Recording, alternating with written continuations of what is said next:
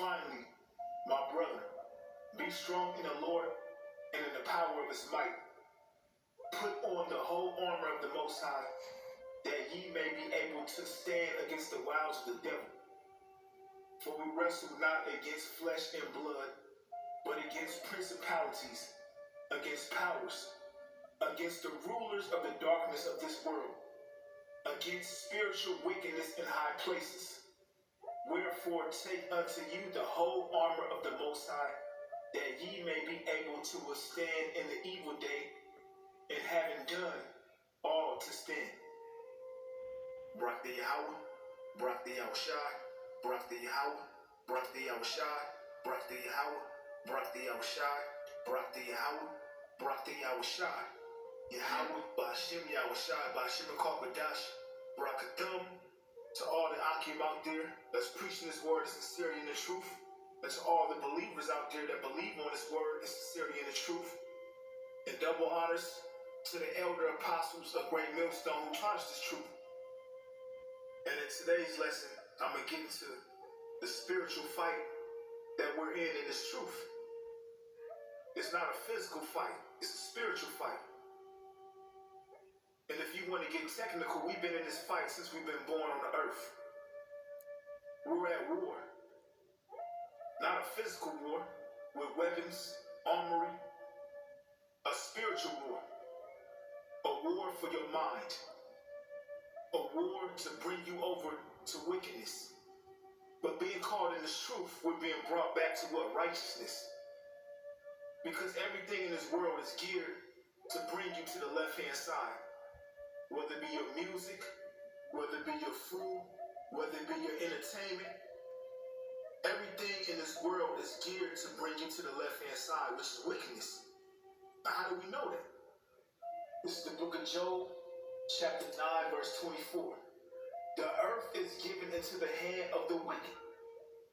So the wicked is Esau, so-called white man, and the Heavenly Father gave him rulership of the earth. And under his rulership, wickedness is being spread throughout the globe. Who is the spiritual counterpart to Esau, the so-called white man? It's the spiritual demon Satan, Shaitan, in the Hebrew. He controls the minds of the Edomites, starting with their top elites. And their top elites are working heavily on the left-hand side through Satan, pushing wickedness throughout the earth.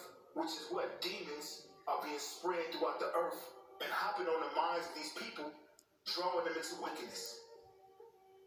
But being in the flesh and being born on the earth, you're not aware of this fight. There's an actual war for your mind. But being brought in this truth, we become aware of the fight that we're in. It's a spiritual fight. And we have tools to fight the spiritual fight, which is what? The word, the armor, the sword, the word of the Most High. Ephesians 6 and 10. Finally, my brethren, be strong in the Lord and in the power of his might. So be strong in Yahawah in the power of his might. Put on the whole armor of the Most High, that ye may be able to stand against the wiles of the devil, the trickery of the devil. You have to have what? The armor of the Heavenly Father on you, which is his word, which everything you need to guide you through this fight is in the book. How to live your life, how to govern yourself, laws on what to eat and what not to eat. The whole fight is for you to break the laws of Yahawah so you can be judged and ultimately destroyed. Esau, the so-called white man, is the opposite of righteousness. He represents wickedness. And the Heavenly Father, Yahawah, set him up to do so. This is all falling into the plans of Yahawah. It's just that he gave us the tools on how to overcome this fight. Ephesians 6 and 11, put on the whole armor of the Most High, that ye may be able to stand against the wiles of the devil. For we wrestle not against flesh and blood, but against principalities, against powers. So we're not fighting flesh and blood. Principalities and powers, demons, spirits, evil entities that hop into your mind and influence you to do wickedness. Let's give some examples. You got people, whether it be male or female, attracted to the same sex. They get a thought in their mind that tells them that they like the same sex. What do? They give in to that thought, which is what? Causing them to go off, commit iniquity, which is going to lead to their destruction. Let's get some other examples. You hear a song on the radio about sleeping with another man's wife. Now that thought is in your mind to go sleep with another man's wife, and you eventually do it. You just committed iniquity, which will eventually lead to your death. I'm just giving examples that everything that the so-called white man pushes on the earth is geared to you going off. He pushes his demons throughout the earth, which is ran by the spiritual demon Satan.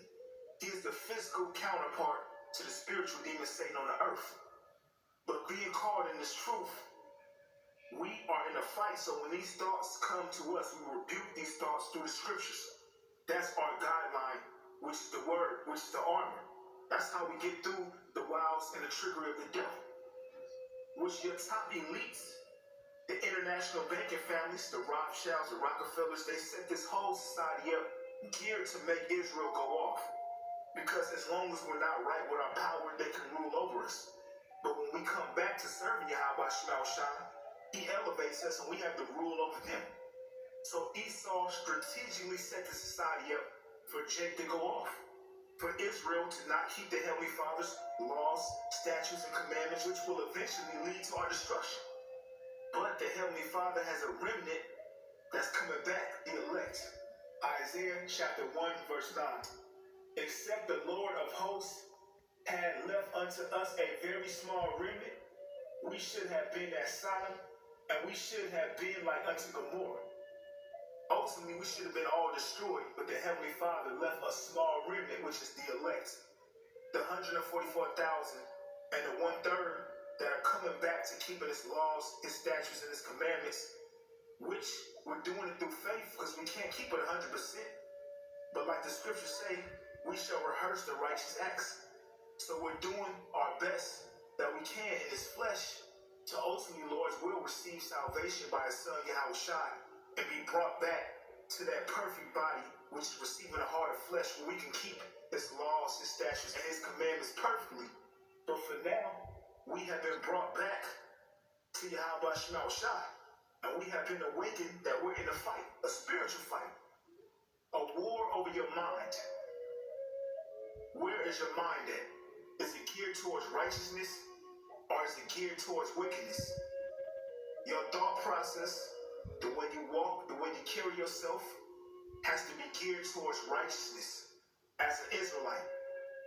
Ephesians 6:12. For we wrestle not against flesh and blood, but against principalities, against powers, against the rulers of the darkness of this world. Who are the rulers of the darkness of this world? The elites. We just read Job 9:24. The earth is given into the hand of the wicked. He covereth the faces of the judges thereof. If not, where and who is he? The so-called white man, starting with your elites, have been given rulership of the earth. And they're spreading lies, wickedness, deceit, fraud, murder, thievery. All manners of evil is being pushed on the earth by the so-called white man through the spiritual demon Satan. So we have a tool to fight these wiles, which is what? The word. Ephesians 6:12. Against the rulers of the darkness of this world, against spiritual wickedness in high places.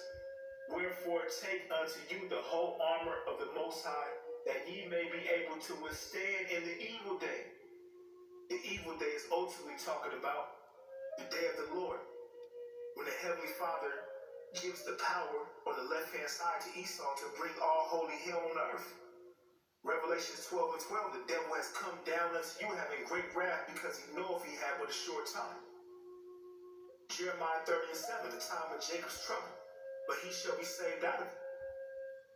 The angels are going to be walking with us, protecting us, guiding us. But we have to have this word upon us as with the armor. Wherefore take unto you the whole armor of the Most High, that ye may be able to withstand in the evil day, and having done all to stand. So this armor that we're taking on is our spiritual armor to fight the spiritual demon Satan. It's a weapon for the mind. Ephesians 6:14. Stand therefore having your loins girded about with truth, and having on the breastplate of righteousness, and your feet shod with the preparation of the gospel of peace. Above all, taking the shield of faith. Above all armor is your shield. Your shield is what protects you from getting hit. It's your protection, your guard, your defense. It says above all the armor, you got to take the shield, which is what? The faith. Now we know, according to the book of Ephesians, that faith is a gift from the Most High. So what you pray to Yahawah to increase you in your faith, increase your wisdom, increase your knowledge, and increase your understanding, and increase your faith. Above all, taking the shield of faith, wherewith ye shall be able to quench all the fiery darts of the wicked, all the trickery, all the evil thoughts, the evil imaginations, all the wiles of the devil that he's pushing out to our people. We able to combat that with what? The shield of faith. Block them shots coming at you. Ephesians 6 and 17. And take the helmet of salvation and the sword of the Spirit, which is the word of the Most High. The helmet of salvation and the sword of the Spirit. What is your sword? That's your weapon to attack, the offense. Your shield is the defense to defend you against attacks. But the Heavenly Father didn't leave us without a weapon to fight the spiritual demon Satan, the spirits. He gave us what? And the sword of the Spirit, which is the word of the Most High. This is Hebrews chapter 4, verse 12. For the word of the Most High is quick and powerful and sharper than any two-edged sword, piercing even to the dividing asunder of soul and spirit, and of the joints and marrow, and is a discerner of the thoughts and the intents of the heart. So this is your weapon. It said this weapon is quick and powerful and sharper than any two-edged sword. This word pierces your spirit. It's a weapon for the mind, piercing even to the dividing asunder of soul and spirit. You get cut up if you're wicked. This word is a weapon against wickedness, and of the joints and marrow, and is a discerner of the thoughts and the intents of the heart. So this is our weapon, and we've been given wisdom, the knowledge, and the understanding of this weapon. How to use this weapon, how to walk with this weapon. Don't take this weapon lightly. This is a very powerful weapon that we've been given, and it's going to lead us to our salvation if you use it right. Ephesians 6 and 17, and take the helmet of salvation and the sword of the Spirit, which is the word of the Most High, praying always with all prayer and supplication in the Spirit. And that's very important. We are always to pray. Pray to Yahawah to increase us in whatever we're lacking in His faith. Whatever you feel you're going through, if you feel like the fight is getting too difficult, pray. Pray to Yahawah to increase your strength. Praying always with all prayer and supplication in the Spirit, and watching thereunto with all perseverance and supplication for all saints. So pray. Because we have been placed in a fight. And we've been placed in this fight ultimately to overcome in this fight. Not to lose, not to be killed in the battle, but to overcome and win. Lord's will to receive salvation. Even if it means unto death, the scriptures say the dead in Yahawah shall rise first. So either or, we're here to finish our course. Deuteronomy 30 and 15. See, I have set before thee this day life and good and death and evil. So Yahawah placed us in this fight. He set up the standard of what's right and what's wrong. Remember, before anything was created, He always existed, and He set this up according to His will. So He is the one that put us in this fight. He created the fight. So He's going to give us the tools to overcome the fight that He created. As it is written in Exodus 15 and 3, the Lord is a man of war, the Lord is His name. So the Heavenly Father is a man of war, a warrior. He wants to see His warriors overcome in His faith. Deuteronomy 30 and 15, see, I have set before thee this day life and good and death and evil. What's life and good? These scriptures, this truth. The ways of righteousness, the scriptures. And death and evil. What's the ways of death and evil? The ways of the so-called white man. Wickedness. It's going to lead you to death. Deuteronomy 30:16. In that I command thee this day to love the Lord thy power and walk in his ways and keep his commandments and his statutes and his judgments, that thou mayest live. So that's how we live, by doing the Heavenly Father's will on the earth, keeping his laws, his statutes, his commandments, his judgments, which, being in his flesh, we know we can't do it 100%. And that's what prayer is for, to call on Yahawah.